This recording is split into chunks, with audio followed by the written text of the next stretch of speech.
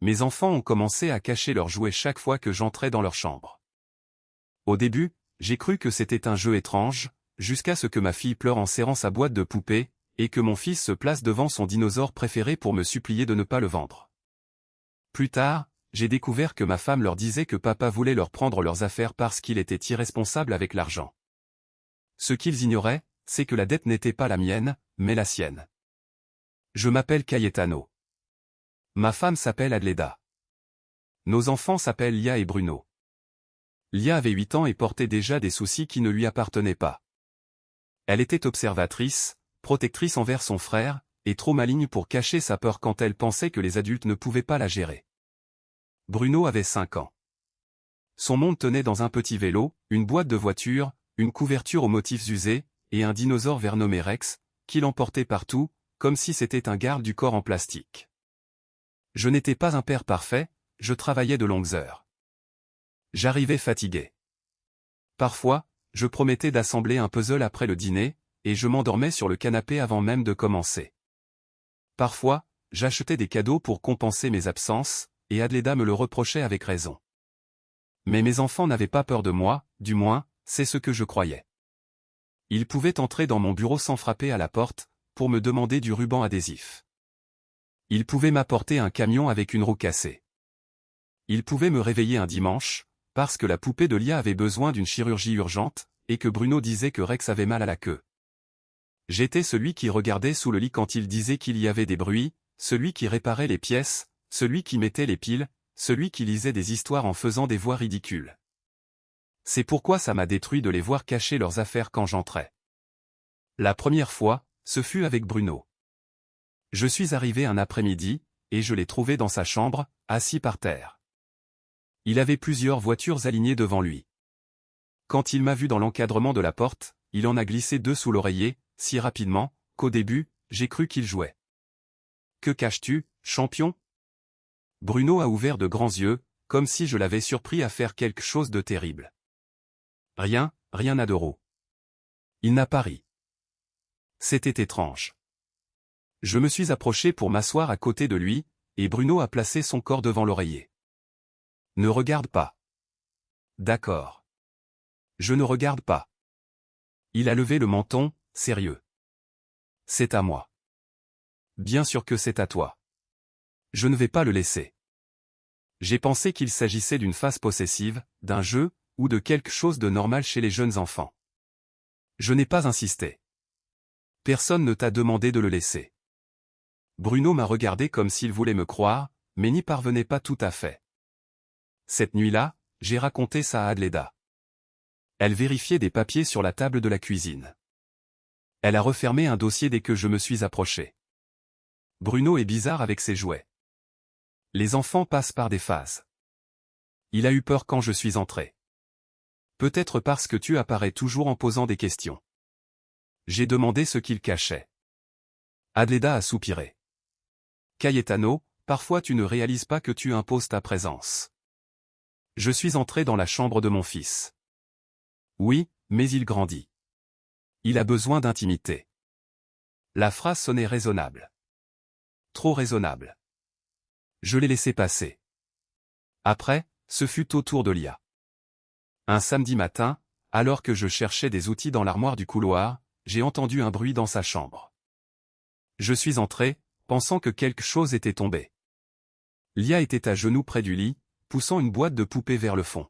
« Tu as besoin d'aide. » Elle s'est retournée brusquement. Son visage était rouge. « Non, quelque chose s'est cassé. »« Non, papa, n'entre pas. » Je suis resté dans l'embrasure de la porte. « Pardon, j'ai juste entendu du bruit. » Elle a dégluti. « Je range. »« Bien. Tu veux que je t'aide ?»« Non. » Sa voix a tremblé. Ce n'était pas une enfant qui rangeait, c'était une enfant qui protégeait. Je me suis accroupi, sans entrer. Est-ce que quelque chose s'est passé avec moi? Elle a nié trop vite. Tu ne peux pas me le dire. Je ne veux pas que tu te fâches. J'ai senti une pression dans ma poitrine. Pourquoi me fâcherais-je? Lia a regardé vers le couloir, comme si Adleda pouvait apparaître.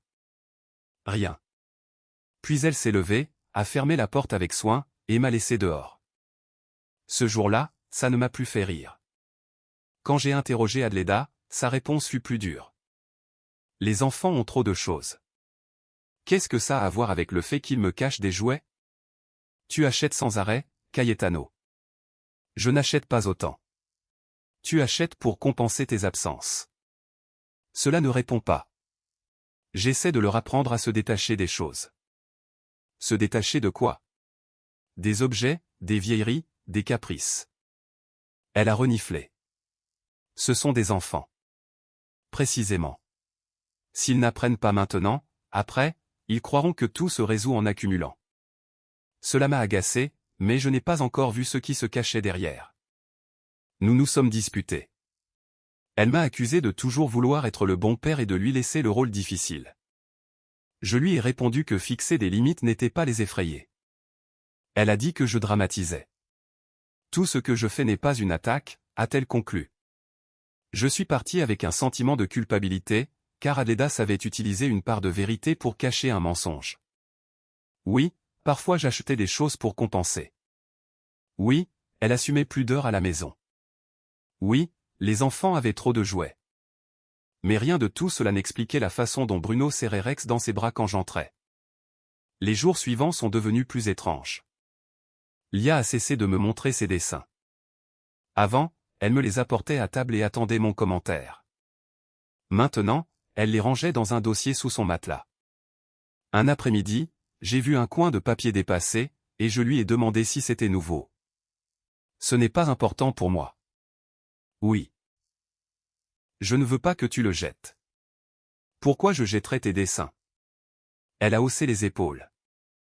Elle n'a pas répondu. Bruno a cessé de me demander de réparer ses jouets. Si quelque chose se cassait, il l'apportait à Lia. Elle essayait de le réparer avec du ruban adhésif, de la colle, ou de la patience. Une nuit, j'ai entendu les deux chuchoter. Ne le mets pas là, disait Lia. Mais Rex garde. Rex doit aussi se cacher. J'ai ouvert la porte doucement. Les deux se sont tus. Bruno a caché le dinosaure derrière son dos. Lia a pris un air d'adulte. Nous jouons. À quoi? À cacher. Cacher quoi? Des choses. Pourquoi? Bruno a parlé avant qu'elle ne puisse l'arrêter. Au cas où papa vendrait. Lia est devenue pâle. J'ai senti que la pièce s'inclinait. Que as-tu dit? Bruno a serré Rex contre sa poitrine. Ne vends pas Rex. Il n'y a pas de phrase qui prépare un père à cela. Je me suis agenouillé dans l'embrasure de la porte. Je ne suis pas entré brusquement. Je ne voulais pas qu'il se sente acculé.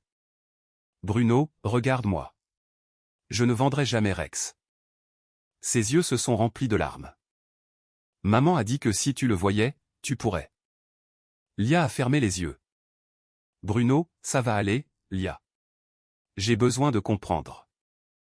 Ma fille a commencé à pleurer sans bruit. C'était pire qu'une crise de colère. Un enfant qui fait une crise de colère croit encore qu'il peut être entendu. Lia pleurait comme quelqu'un qui avait déjà décidé de ne pas déranger. Maman a dit qu'il manquait de l'argent, a-t-elle murmuré, et que papa était très inquiet, et que parfois, les adultes doivent vendre des choses. Elle a dit que j'allais vendre leurs jouets. Lia ne voulait pas répondre. Bruno, oui. Elle a dit que tu faisais de mauvaises choses avec l'argent. J'ai ressenti une rage si grande que j'ai dû poser une main sur le sol. Je ne pouvais pas me lever et aller chercher Adleda. Pas à ce moment-là. Mes enfants tremblaient devant moi. Ma première réaction ne pouvait pas être contre elle. Elle devait être en leur faveur. Écoutez-moi bien tous les deux. Lia s'est essuyé le visage avec sa manche. Bruno n'a pas lâché Rex. Les problèmes d'argent ne sont jamais la faute des enfants. Aucun n'a parlé. Vos jouets ne sont pas une boîte d'urgence pour adultes. Bruno a froncé les sourcils. Alors, tu ne vends pas Rex? Je ne vends pas Rex. Je ne vends pas tes voitures. Je ne vends pas la boîte de Lia. Je ne vends pas leurs affaires en cachette. Lia a murmuré. Mais maman a dit de ne pas te demander pourquoi tu devenais pire. Une autre pièce est tombée. Pire. Comme triste? Fâché? Comme quand arrivent les factures? Quelle facture? Lia a regardé de nouveau vers le couloir. Je ne sais pas, maman a dit qu'elle essayait de nous protéger. Je me suis assis par terre. Venez. Ils ne sont pas venus tout de suite. Cela m'a fait mal, mais je l'ai accepté. J'ai ouvert les bras, sans bouger vers eux. D'abord Bruno, puis Lia, plus lentement. Je les ai serrés tous les deux avec soin, comme si le moindre mouvement brusque pouvait confirmer un mensonge que je n'avais pas raconté. Vous n'avez pas à protéger vos affaires de moi. Bruno respirait par à-coups. Et si nous sommes pauvres, alors, les adultes le résolvent. Mais aucun problème d'argent ne donne le droit à papa d'entrer dans vos chambres pour vous prendre ce que vous aimez. Lia a demandé, allons-nous nous retrouver sans maison? J'ai fermé les yeux une seconde. Je ne sais pas, parce que je ne sais pas de quelle facture maman parle, mais je sais une chose. Vous n'avez pas apporté cette question seule. Maman a dit que ce n'était pas notre faute, a ajouté Lia. Ça, c'est vrai, mais ce n'était pas non plus juste de vous effrayer. Bruno a levé Rex. Il peut rester dans mon lit.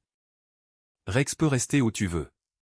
Cette nuit-là, nous avons fait quelque chose qui les a apaisés, et qui m'a brisé de l'intérieur.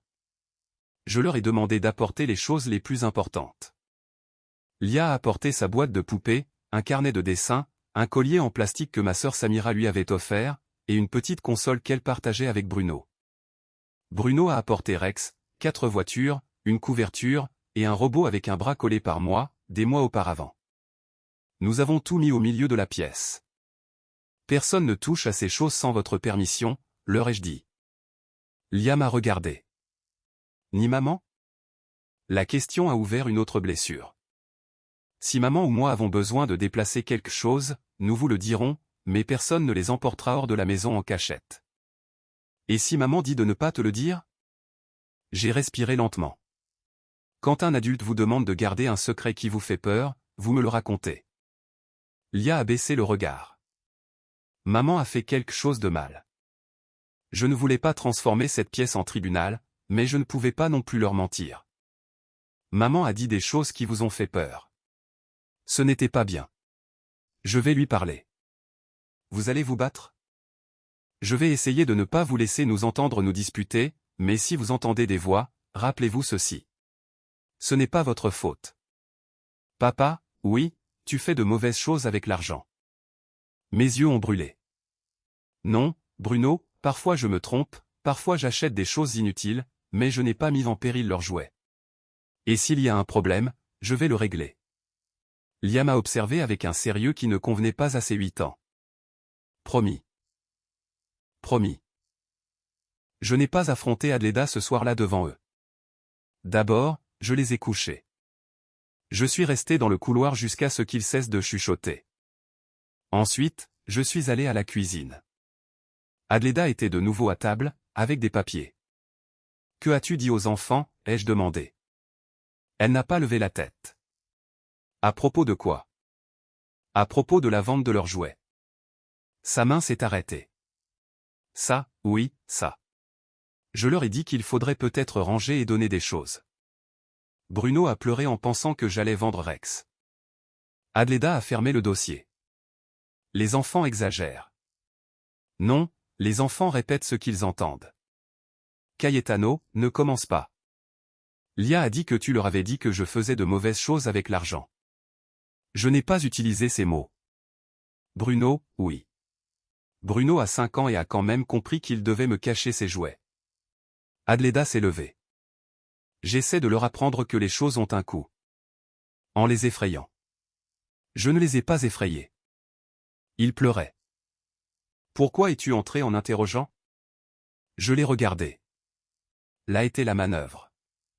Ce n'était plus ce qu'elle avait dit. C'était la façon dont j'étais entré. Quelles sont les dettes? Son visage a changé. Très peu.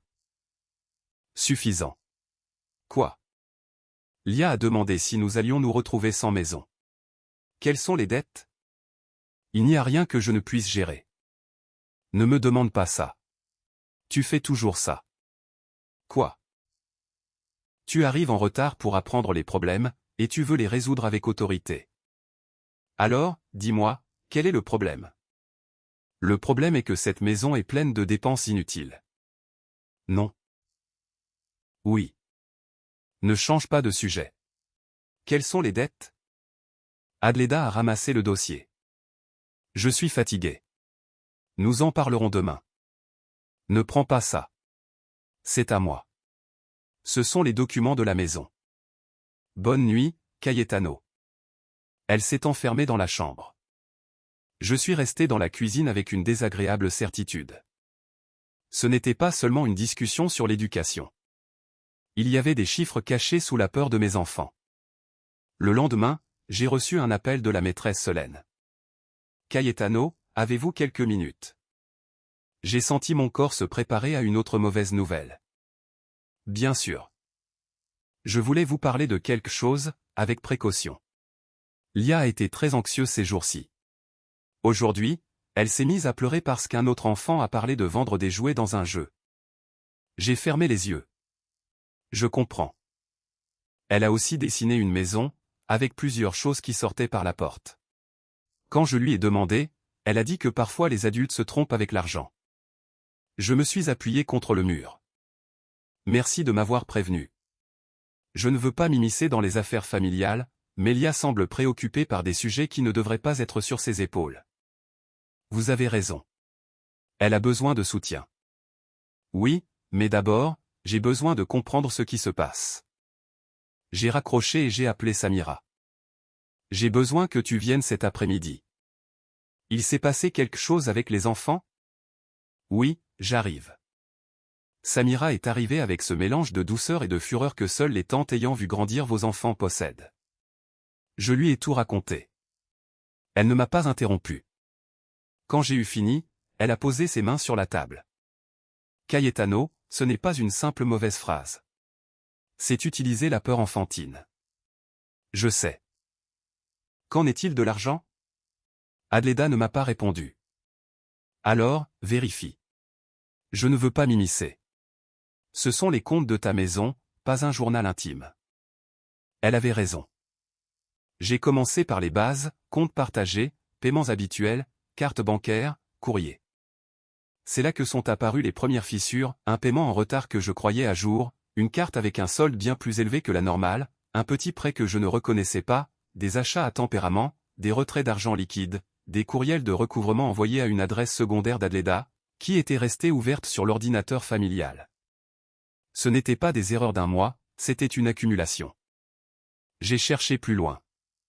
Il y avait des rappels, des intérêts, des messages d'entités financières, une application de prêt, des avis de paiement refusés, et plusieurs paiements minimums faits juste pour retarder les appels. J'ai eu froid, non pas à cause des dettes. Une dette pouvait être affrontée, un mensonge aussi. Ce que je ne pouvais pas accepter, c'est qu'elle ait placé nos enfants entre sa culpabilité et la vérité. J'ai continué à vérifier. J'ai trouvé des messages avec Balthazar, le frère d'Adleda. Adleda lui avait écrit qu'elle avait besoin de couvrir certaines choses, avant que je ne vérifie. Balthazar demandait combien il manquait.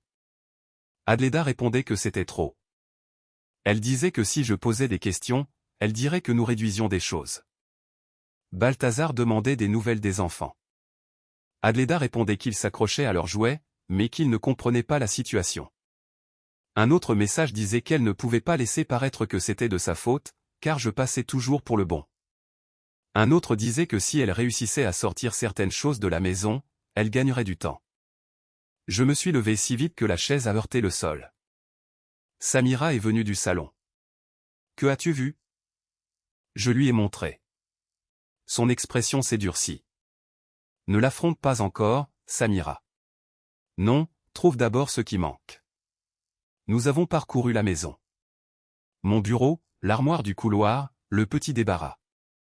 Il manquait une vieille tablette, que les enfants utilisaient pour regarder des dessins animés en voyage. Il manquait une boîte d'accessoires de jeux vidéo. Il manquait des écouteurs. Le petit vélo de Bruno n'était pas à sa place. Il est peut-être sur le balcon, ai-je dit, en essayant de me raccrocher à quelque chose. Il n'y était pas. Samira m'a regardé. Cayetano. Non, j'ai cherché dans le placard de l'entrée. Rien. Alors, je me suis souvenu de quelque chose. Quelques jours auparavant, j'avais vu Adleda avec des sacs noirs près de l'entrée. J'ai demandé ce que c'était, et elle a répondu que c'était des choses à donner, parce que cette maison ressemblait à un entrepôt. À ce moment-là, je n'ai pas vérifié, maintenant, j'ai tout vérifié. Dans l'armoire du fond, j'ai trouvé un grand sac. Ce n'était pas un sac poubelle, c'était un de ces sacs résistants, utilisés pour les petits déménagements. Il y avait une étiquette collée avec du ruban adhésif, le nom d'un magasin d'occasion. Je l'ai ouvert. À l'intérieur, il y avait la petite console de Lia, plusieurs poupées, 2 voitures de Bruno, le robot au bras collé, et au fond, enveloppé dans un t-shirt, Rex. Je suis resté immobile. Samira a murmuré, ce n'est pas possible. J'ai sorti le dinosaure comme si c'était quelque chose de vivant. Rex avait un ruban sur une patte, où Bruno avait écrit son nom avec un marqueur. Ce n'était pas une vieillerie, ce n'était pas une chose inutile, c'était le jouet que mon fils avait essayé de protéger avec son corps. J'ai regardé de nouveau le vieux téléphone que nous utilisions pour la musique et les jeux dans la cuisine. Une session d'Adleda y était restée ouverte. Je n'ai pas eu à chercher longtemps. Le message le plus récent à Balthazar était là, si j'arrive à sortir quelque chose avant que Cayetano ne vérifie, je gagne du temps. J'ai lu la phrase plusieurs fois. Je gagne du temps. Du temps pour quoi? Pour couvrir des dettes? Pour vendre plus? Pour convaincre les enfants que j'étais le coupable avant que je ne découvre la vérité? Samira m'a touché le bras. Respire. Elle a mis Rex dans un sac. Je sais. Mon fils m'a demandé de ne pas le vendre. Je sais. J'ai ressenti de la rage, mais sous la rage, il y avait quelque chose de pire, de la douleur. Parce que ce sac ne contenait pas seulement des jouets, il contenait l'image de moi qu'Adleda était en train de construire dans la tête de mes enfants. Le père qui entre pour fouiller, le père qui prend, le père qui vend, le père qui ne sait pas gérer l'argent, le père à qui il faut cacher les choses importantes. Je n'ai pas réveillé Adleda cette nuit-là pour lui jeter le sac à ses pieds. J'ai voulu le faire.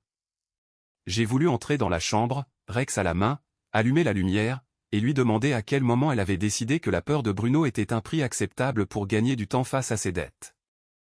J'ai voulu lui montrer la console de Lia, les poupées, les voitures, l'étiquette du magasin d'occasion, et le message à Balthazar, mais Samira m'a retenu par le bras. Ne fais pas ça comme ça. Elle a mis Rex dans un sac. Je sais. Mon fils a pleuré à cause de ça. Je sais, Cayetano. C'est précisément pour cette raison, ne lui offre pas une scène qu'elle pourrait ensuite utiliser contre toi. J'ai regardé le sac ouvert. Pour la première fois de toute cette histoire, j'ai compris que la rage, si elle se manifestait mal, pouvait effrayer encore plus mes enfants. Et eux, ils avaient déjà vécu trop de jours, pensant que leur père entrait dans leur chambre pour leur prendre ce qu'ils aimaient. Alors, j'ai fait le contraire de ce que mon corps me demandait. J'ai gardé le silence, j'ai sorti tous les jouets du sac, et je les ai portés dans la chambre des enfants. Je ne les ai pas laissés où ils étaient avant. Je les ai mis dans une grande boîte transparente, sur le tapis, pour qu'ils les voient en se réveillant. Rex est resté près de l'oreiller de Bruno. La console de Lia, sur son bureau. Samira m'a aidé sans rien dire. Ensuite, j'ai fermé l'armoire et j'ai pris des photos du sac, de l'étiquette, des messages, et de tout ce que j'avais trouvé. Non pas parce que je voulais transformer ma maison en dossier, mais parce qu'Adleda avait déjà commencé un dossier contre moi, dans la tête de mes enfants, et je n'allais pas me défendre avec de simples mots. Le lendemain matin, Bruno fut le premier à entrer dans la cuisine. Il venait, Rex serré contre sa poitrine. Il est resté dans l'encadrement de la porte. Papa. Je me suis accroupi. Bonjour, champion. Rex était dans mon lit. Oui, tu l'as mis. Oui. Il s'est approché lentement. Il n'est pas vendu? La question m'a fendu le cœur. Non, Rex n'est pas à vendre. Bruno a baissé le regard. Jamais. Jamais en cachette. Jamais pour t'effrayer. Jamais parce qu'un adulte a eu des problèmes. Lia est apparue derrière lui. Elle n'a rien dit. Au début, elle a regardé la console sur son bureau. Puis moi. Tu as trouvé le sac. Ce n'était pas une question. Oui. Ses yeux se sont remplis de larmes. J'ai essayé de cacher certaines choses, mais maman les a remises. Samira, qui préparait du lait dans la cuisine, est restée immobile. J'ai ressenti une pointe de rage, mais j'ai baissé la voix. Quand? Hier. Elle a dit que ça ne servait à rien de cacher, parce que tôt ou tard, papa devait apprendre à être responsable. Bruno s'est serré contre ma jambe. Tu dois apprendre. Je lui ai caressé les cheveux. Tous les adultes ont des choses à apprendre, mais je n'ai pas à apprendre en vendant vos jouets. Lia s'est croisé les bras, comme si elle essayait de ne pas s'effondrer. Maman a dit que si nous pleurions, tu te sentirais pire. Lia, écoute-me bien. Rex. Il peut rester sur la table aujourd'hui. Il peut prendre le petit déjeuner avec nous. Pour la première fois depuis des jours, Bruno a un peu souri. Ce ne fut pas une victoire, mais un répit. Après les avoir emmenés à l'école, j'ai parlé à la maîtresse Solène en privé. Je ne lui ai pas donné de détails financiers, et je n'ai pas transformé Adleda en monstre devant quelqu'un qui voyait mes enfants tous les jours. J'ai senti ma main se refermer autour de mon téléphone portable. Elle a dit que vous saviez. Elle a dit que vous vouliez faire un nettoyage sérieux, que les enfants avaient trop de caprices, et qu'il fallait mettre de l'ordre financier. Samira m'a regardé avec rage. As-tu vu qui a ramassé les choses? Une fois, un homme est venu dans une camionnette blanche. Une autre fois, je crois que c'était son frère. Balthazar. Merci, Jacinta, Cayetano. Je pensais que tu savais. Je sais. Si j'avais su que les enfants n'étaient pas d'accord, je t'aurais prévenu avant. Tu me préviens maintenant. Merci. Chaque appel ouvrait un autre trou. J'ai vérifié plus en profondeur. Le vélo de Bruno avait été publié sur une page de vente. La vieille tablette aussi. Les écouteurs n'apparaissaient pas. Certains jouets de collection de Lia avaient été vendus en lot. La console était encore dans le sac, attends. Rex aussi. Je me suis accroché à cela. Rex était toujours à la maison. Cela ne sauvait pas tout, mais cela sauvait quelque chose. Quand Adleda est arrivée, les enfants étaient avec Samira, chez elle. Je n'allais pas l'affronter pendant qu'ils écoutaient depuis un couloir. Adleda est entrée, et a remarqué trop rapidement que la maison était différente. Le sac n'était plus dans l'armoire. Les dossiers de compte étaient sur la table. Mon téléphone portable, avec les captures d'écran ouvertes, était sur le côté. Où sont les enfants? A-t-elle demandé. Avec Samira. Son visage s'est fermé. Tu as impliqué ta sœur, tu as impliqué nos enfants. Elle a posé son sac sur une chaise. Ne commence pas avec des phrases dramatiques. Bruno a pleuré parce qu'il pensait que j'allais vendre Rex. Nous en avons déjà parlé. Non, tu en as parlé. Je commence maintenant. Adleda a croisé les bras. Les enfants dramatisent. J'ai posé la photo du sac sur la table. Rex était là-dedans. Elle a regardé la photo. Elle n'a rien dit. J'ai posé la capture d'écran du message à Balthazar. Si j'arrive à sortir quelque chose avant que Cayetano ne vérifie, je gagne du temps. Explique-moi ça. Adleda a dégluti. Tu as fouillé mes messages. J'ai trouvé une session ouverte sur un téléphone de la maison, après avoir trouvé un sac avec des jouets de nos enfants, étiqueté pour un magasin d'occasion. Cela ne te donne pas le droit. Ne change pas le sujet. Le sujet est que tu ne me fais pas confiance. Le sujet est que nos enfants ont commencé à cacher leurs jouets parce que tu leur as dit que je pouvais les vendre. Je n'ai jamais dit ça comme ça. Alors, dis comment tu l'as dit. Elle est restée silencieuse. Dis-le, Adleda. Je leur ai dit que nous étions dans une situation difficile. Non, qu'il fallait ranger. Non, que peut-être certaines choses devraient quitter la maison. Et que c'était à cause de moi. Parce que tu fais aussi partie de cette maison. Tu leur as dit que je faisais de mauvaises choses avec l'argent. Bruno est un enfant, Cayetano. Il mélange les mots. Lia. La mention de Lia l'a fait regarder ailleurs. Tu n'as pas utilisé la peur d'adulte, tu as utilisé la peur enfantine. J'ai dit, tu leur as fait croire que leur père venait leur prendre ce qu'ils aimaient. J'essayais de les protéger.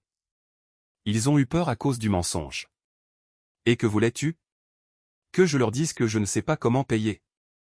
Là, la vérité est apparue pour la première fois, pas complète, mais ouverte. Je voulais que tu me le dises à moi. Adleda a ri, sans joie. Bien sûr, pour que tu me juges, pour que nous résolvions. Tu veux toujours passer pour le bon père. Nous ne parlons pas de mon image. Si, nous parlons toujours de ton image. Tu achètes des jouets, tu fais des voix, tu répares des roues, et moi, je passe pour celle qui dit non. C'est moi qui vois le désordre, les comptes, ce qui manque. Qu'est-ce qui manque? De l'argent. Combien? Elle n'a pas répondu. J'ai sorti les feuilles. J'ai trouvé des cartes, des prêts, des paiements en retard, des retraits. J'ai trouvé des messages de recouvrement, j'ai trouvé des ventes. J'ai trouvé Jacinta disant que tu as sorti des jouets. Combien il manque? Elle s'est assise. Pour la première fois, elle ne semblait pas offensée, mais acculée. Je ne sais pas le total exact. Cette phrase m'a fait plus peur que n'importe quel chiffre. Fais une liste. Non, maintenant. Maintenant, Cayetano. Maintenant. Adleda a commencé à pleurer. J'ai eu honte. La honte n'explique pas Rex dans un sac. Je ne savais pas comment l'arrêter. L'arrêter, c'était parler. Tu ne comprends pas. Alors explique-moi. Et elle a expliqué par bribes. D'abord, une carte qu'elle a utilisée pour couvrir des dépenses qu'elle ne voulait pas me raconter, puis un crédit pour payer cette carte. Ensuite, des achats à tempérament, puis de l'argent emprunté à Balthazar, parce qu'il était lui aussi en difficulté, et qu'elle ne voulait pas que sa mère Ophélia le sache. Après, un autre prêt pour masquer le précédent. Un cours de vente qui promettait des revenus rapides, des produits achetés pour être revendus qui ne sont jamais sortis. Des intérêts. Ce n'était pas une tragédie inévitable. C'était une chaîne de décisions cachées. Pourquoi me rejetais-tu la faute avec les enfants? Je ne te rejetais pas la faute, Cayetano. Parce que s'il pensait que c'était une décision de nous deux, ce serait moins. Moins quoi? Moins ma faute. La phrase est tombée sans bruit. Moins ma faute. C'était ça. Ce n'était pas de la protection, c'était une répartition de la faute sur des têtes trop petites. Adleda ne vendait pas des jouets. J'ai dit, elle vendait mon image de père pour gagner du temps face à ses dettes. Elle a levé un regard blessé. Ne me parle pas comme si j'étais un monstre. Je n'ai pas besoin de te traiter de monstre pour dire ce que tu as fait. J'étais désespéré. Le désespoir ne te donnait pas le droit de placer mon visage au cœur de la peur de nos enfants. Je ne pensais pas que ça les affecterait ainsi.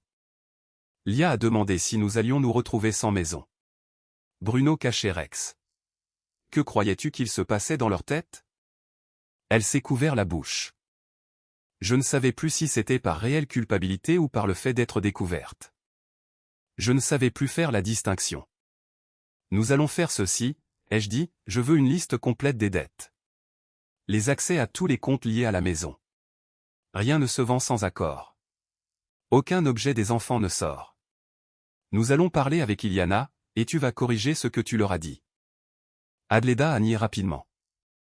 Je ne vais pas me laisser humilier devant eux. Ce n'est pas de l'humiliation, c'est une réparation. Ce sont des enfants, c'est précisément pour cela qu'ils n'ont pas besoin de tout savoir. Ils ne sauront ni les chiffres, ni les détails. Mais ils ont besoin d'entendre de ta bouche que papa ne voulait pas vendre leurs jouets. Cayetano. Ce n'est pas négociable. Cette nuit-là, Adleda a dormi dans la chambre d'Ami. J'ai mal dormi, non pas parce qu'elle me manquait, mais à cause des enfants. Le lendemain, nous sommes allés au magasin d'occasion. J'ai apporté des photos, des preuves, j'ai fait preuve de patience, car je ne voulais pas entrer en accusant des personnes qui avaient peut-être acheté des choses sans le savoir. J'ai récupéré le vélo de Bruno en payant une partie.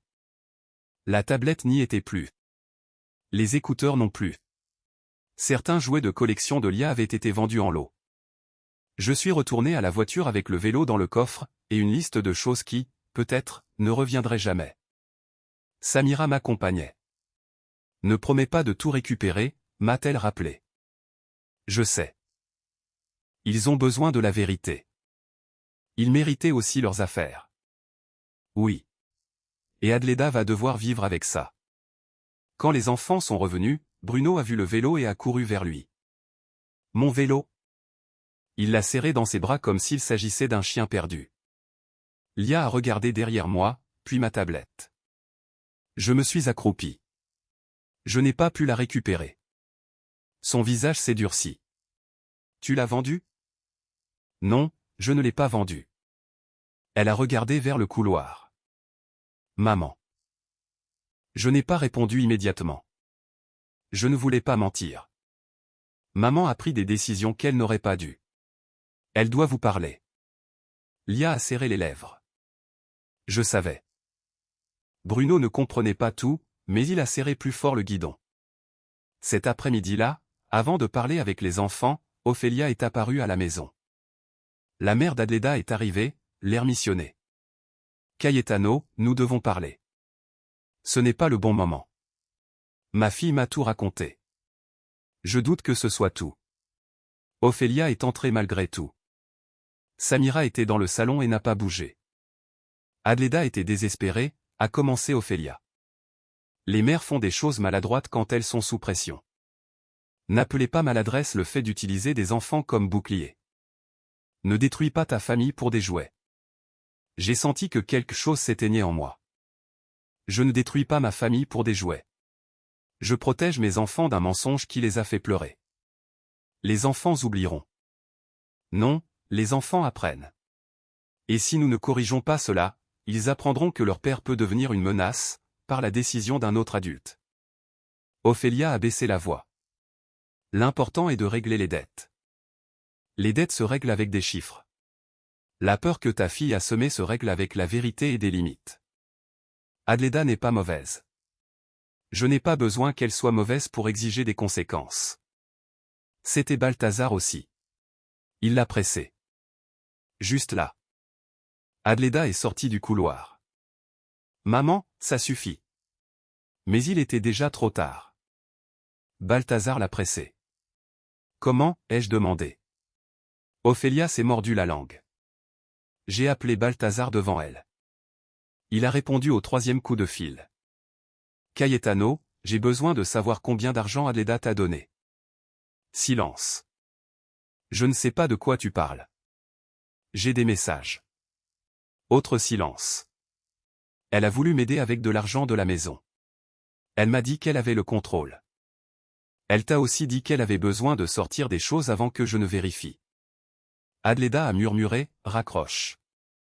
Je n'ai pas raccroché. Balthazar a respiré fort. Je ne savais pas pour les enfants. Mais tu savais pour les dettes.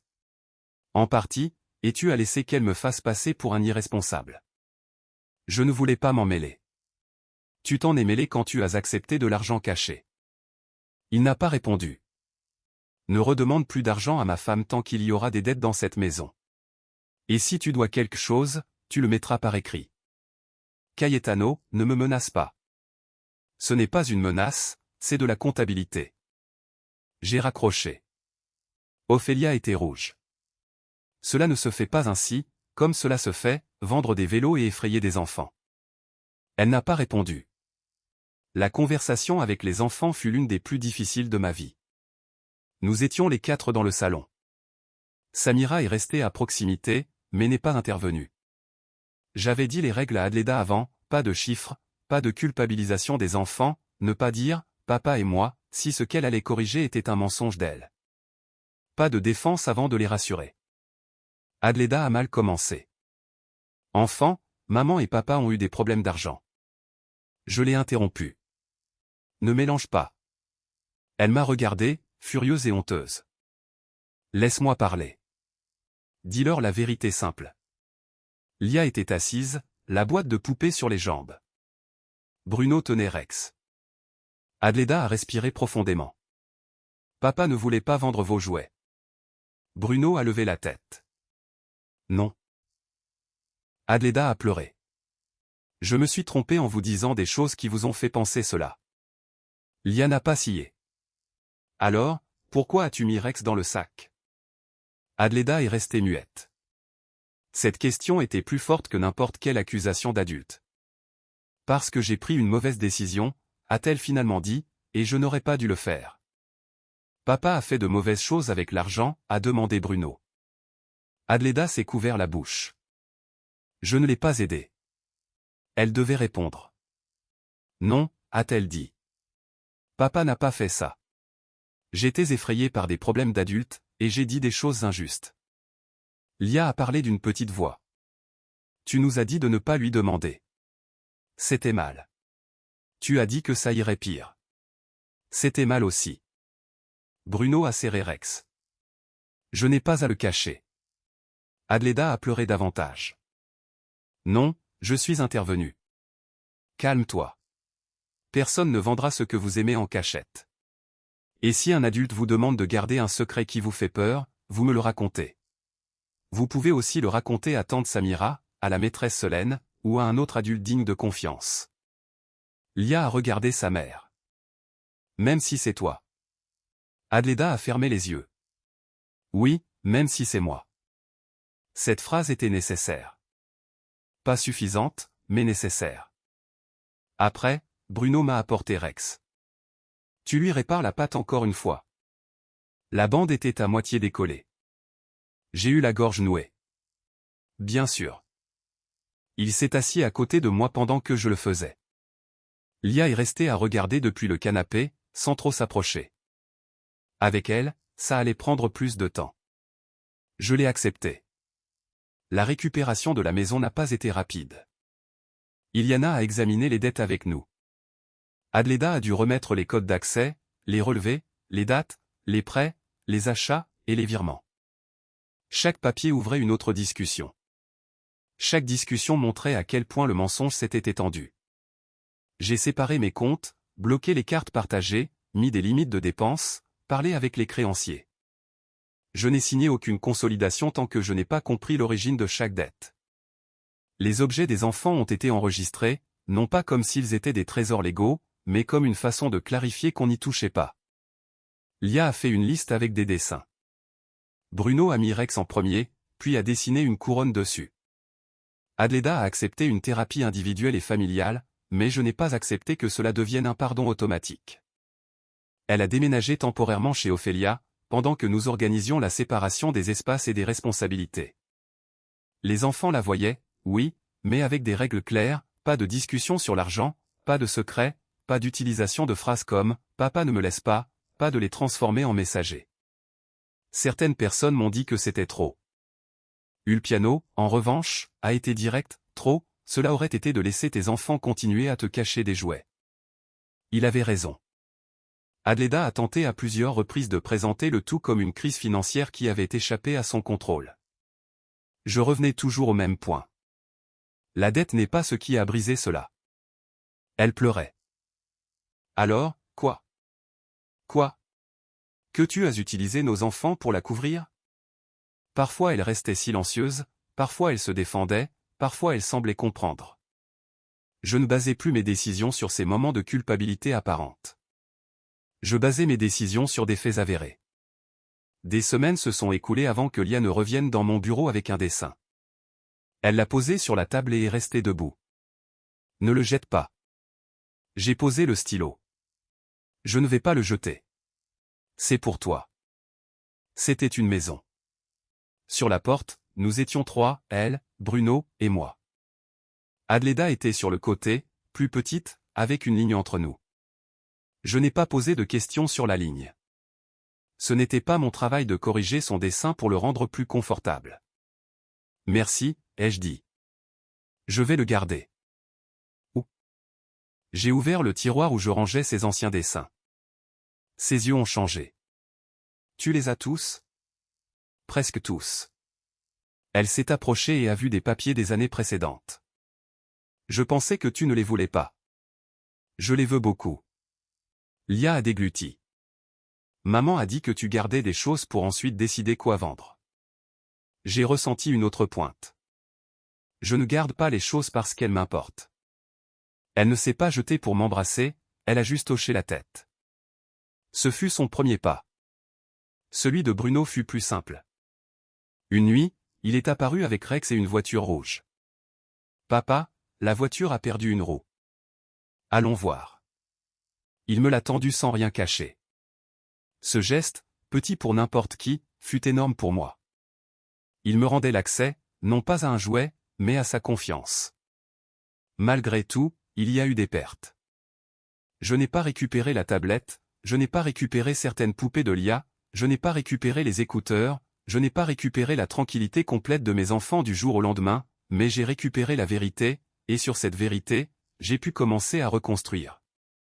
Adleda a demandé à revenir à la maison avant que le 2e mois ne soit terminé. Je fais tout ce que tu m'as demandé. Tu fais le minimum pour réparer le tort. Les enfants me manquent. Ils te manquent aussi. Alors, laisse-moi revenir. Non, pas encore. Combien de temps vas-tu encore me punir? Ce n'est pas une punition. Tu dis toujours ça parce que c'est vrai. Je n'administre pas de punition. Je mesure la sécurité. Tu es leur mère, et c'est pour ça que c'était si grave.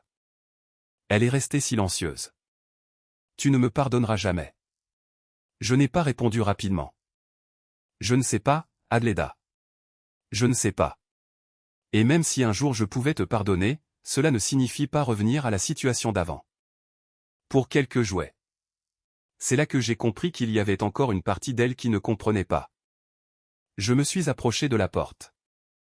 Ce n'étaient pas des jouets, c'est ce que tu dis, c'était leur refuge, leur cadeau, leur petite certitude, et tu as utilisé tout cela pour leur faire croire que j'étais une menace. Adleda a pleuré en silence. Quand tu pourras dire cela sans le minimiser, nous pourrons peut-être parler d'autre chose. J'ai fermé la porte. Non pas avec violence, mais avec décision. Des mois plus tard, les enfants ont commencé une thérapie. Lia a appris à dire quand quelque chose lui faisait peur. Bruno a cessé de cacher Rex sous l'oreiller, même s'il le cherchait encore de la main quand il entendait des sacs près de la porte. J'ai changé aussi. J'ai arrêté d'acheter des cadeaux par culpabilité. J'ai commencé à acheter moins et à être plus présent. Parfois, cela signifiait assembler un puzzle même si j'étais fatigué. Parfois, cela signifiait dire non à quelque chose et maintenir ce non avec calme. Parfois, cela signifiait m'asseoir pour reconstruire l'image que mes enfants avaient de leur père. Ma femme a voulu gagner du temps avec un mensonge. Elle a choisi de payer ses dettes en utilisant la peur de nos enfants.